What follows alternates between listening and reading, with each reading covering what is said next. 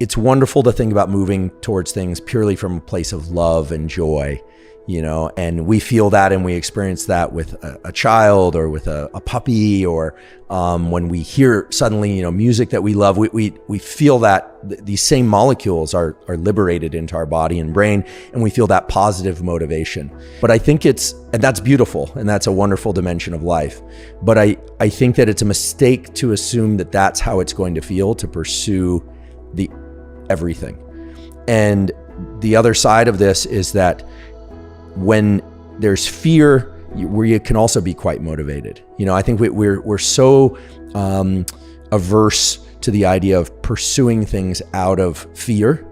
Should someone start running? I'll use myself as an example. I'll embarrass myself by saying, I read recently that the guidelines for physical fitness and cardiovascular health, it's 150 minutes per week of elevated heart rate, of that cardiovascular exercise, which I haven't been doing at all. I do other things, but I just haven't been doing that at all.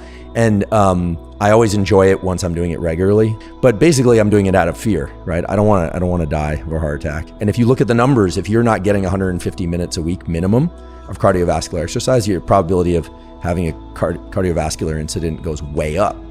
And you can pretend it's not going to happen because of your genetics, or you can do all sorts of, mental gymnastics. But the reality is that everyone should be getting that minimum, including me, and I wasn't. So fear is the motivator in that case. So fear is a terrific motivator. And I think that we're so afraid of things like adrenal burnout or chronic stress. And those things are problematic for many people.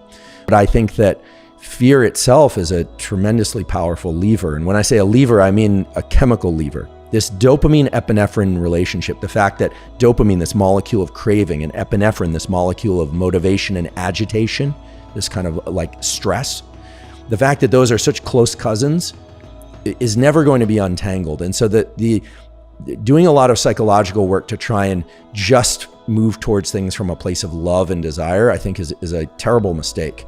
I think that eventually comes, and it's wonderful to have those aspects to one's life. But I think we should all be in more appreciation for the fact that we are wired to be motivated when afraid, and we can leverage that. I'm not talking about living in fear all the time, but I think that we can leverage that. It's what can get us out the door. It's what can move us through tremendously difficult times.